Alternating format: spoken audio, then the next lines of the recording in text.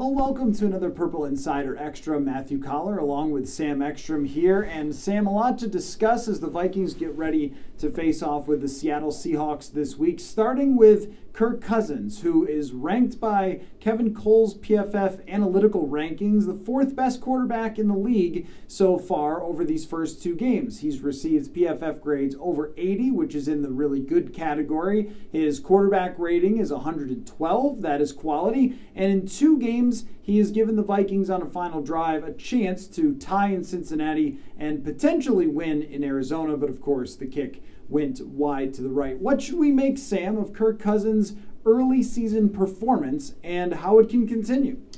Well, the cliche goes, it's never as good as it seems or as bad as it seems. So, I think there's temptation to praise him endlessly for all that's been done, those two late game drives. Maybe he's a different quarterback. But I think it's also fair to mention, too, that there were drives before that with about 4 minutes to go in two consecutive weeks that kind of fell on their face. The stuff before halftime hasn't been very good, where they've given the ball back to an opponent who has then gone down and scored. So I think that can get a lot better. The play action has been up and down. They haven't used it quite as frequently. But last week when they did use it, it was very good. But I think the stats would bear out that when Cousins is protected throughout his career, he's going to play well. He's going to connect with guys. And they protected him pretty well against Arizona. And when they didn't, he was able to leak out and find running lanes. And that's a good development. And he was doing that late last season, too. So I think there's positive signs there. I think he seems comfortable with his third receiver option, KJ Osborne. That's something that could be sustainable.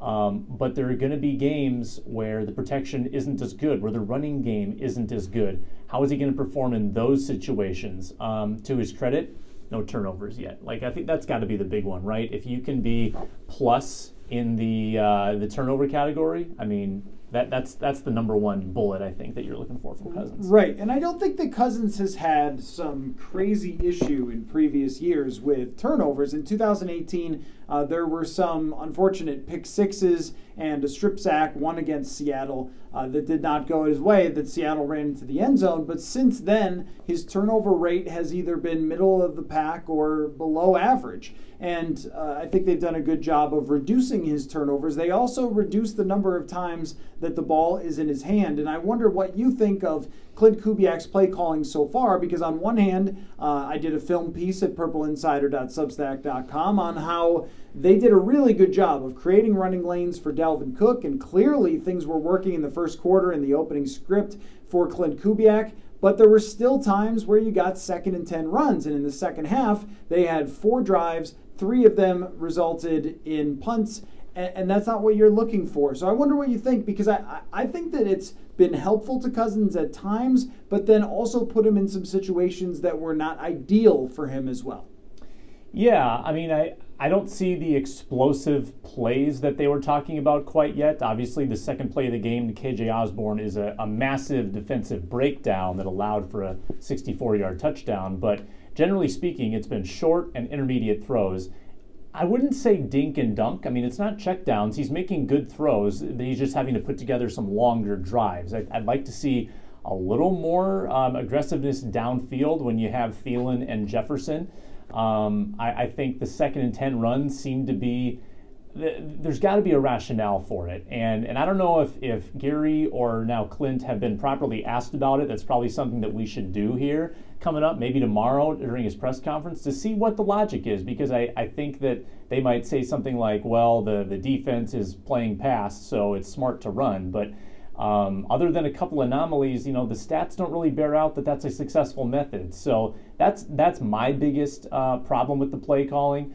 I think they've found a way to get multiple guys involved for the most part, and I think it's been mostly positive when penalties aren't setting them behind the chains. And at that point, they haven't really figured out how to work out of trouble.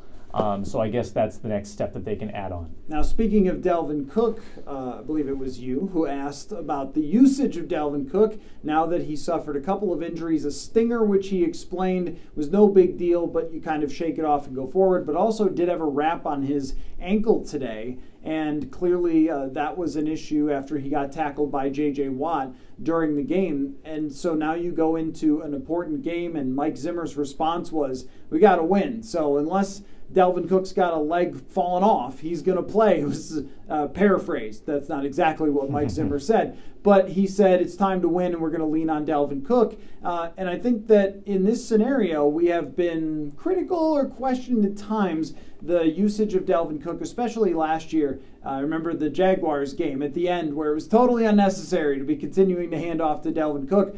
But in this case, I would tend to lean on Mike Zimmer's side here, that there is no worrying about his usage in the long term when your season rests in the balance here against Seattle. Agree and disagree there. I just don't know if an injured Cook is as effective. We've seen this before. He's more likely to turn the ball over. He's more likely to lose his footing without being prompted. He's not going to be as efficient when he's playing hurt. And I think he's a warrior. Like, I think he plays through stuff, but I don't know if he's the same Dalvin Cook. So I would put him on a pitch count. I would let Alexander Mattison get a lot more snaps. Give some to Amir Abdullah as well. I'm all about churning through your running backs and not putting injured guys on the field. Like the ankle especially is not something that you need to mess around with, and that thing could flare up, if you aggravate it. So I am all about being smart. In the fourth quarter, if you want to ride Dalvin Cook trying to win a game, go for it. But be smart in the first three quarters then. I think it really depends on how he looks early in the game to whether you would put in Madison or not. We also saw Kene Nwangwu working off to the side. Doesn't look like he's really all that close from what we saw from his workouts, but he can come off IR, I believe, after next week, and so he might be added to that backfield as well as they go forward. Speaking of the injuries, Anthony Barr and Everson Griffen were both doing some work today. It doesn't look like it's going to be a full practice. The way Nick Vigil has played, I think, takes a lot of pressure off of Anthony Barr to force his way back, but I do think that Everson Griffen is much needed as they go up against a quarterback that Everson is very familiar with in Russell Wilson. No doubt about it. And Andre Patterson was talking complimentary about, how Danielle Hunter's been playing. But I don't know if the other pass rushers have really carried their weight. DJ Wonnum does not have a sack. Stephen Weatherly does not have a sack. Sheldon Richardson does not have a sack. Michael Pierce, number 2 in sacks right now, behind Danielle Hunter. Did well in that first game. But they need some other sources, and I think Everson Griffen can provide that. He had a sack, obviously, against Cincinnati. He looked great in the preseason. Coming off that concussion, it looks like he's going to be able to play, assuming that he gets all the way through the protocol. So a chance, I think, for Everson to maybe become the number 2 defensive end on this team with the way that Wonnum is off to a slow start. Maybe Griffen starts getting those snaps. He played a lot in the Cincinnati game. I mean, he was used plentifully, and I think that could only increase as he gets further into the season. Now, let me ask you a very important question. What did you think of Mike Zimmer's message to Greg Joseph, which was essentially, guys, leave the kicker alone? It wasn't just the kicker's fault. That was a new approach, sort of, because he was that way mostly with Dan Bailey last year when Bailey was struggling. He didn't say, bleep this guy, and so forth. And they didn't cut Dan Bailey after the Tampa Bay game either. Confidence in Greg Joseph. Will it work? Well, he's got to try everything, right? He's tried the stern approach. He's tried the unapologetic, no forgiveness approach. So he's trying everything in the playbook. He's gotten gentler with every successive kicking meltdown. So he's going the soothing Zim route. I like soothing Zim. He's got a nice demeanor about him. I think Greg Joseph probably appreciates that. But we are 2 games into the season. So if something goes amiss in the next 15, what's your tolerance level? I mean, with Dan Bailey last year, you kind of saw the light at the end of the tunnel. There were 3 games to go. Okay, let's just ride this out.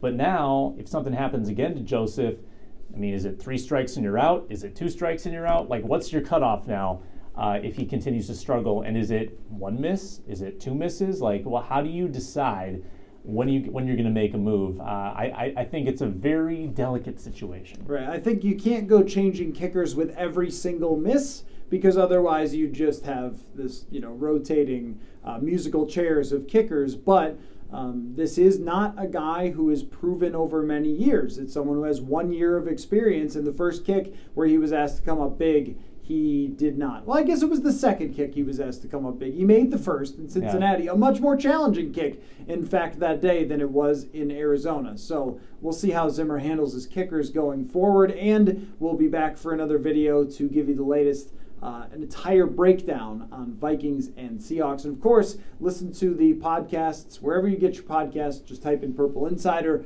purpleinsider.substack.com, and hit the subscribe button. You'll get all of these videos from TCO Performance Center. We'll catch you next time.